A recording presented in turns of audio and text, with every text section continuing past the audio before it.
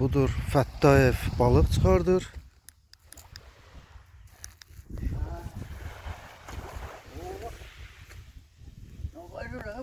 Nə danışsan?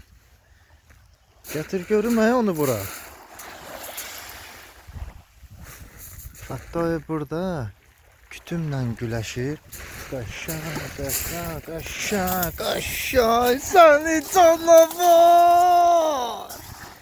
Bu nədir? İqı. 2 kilo 200. Mənim ayağıma bax. Qaşa, səni can. Oy. Bu nədir ya? Qaldır bunu.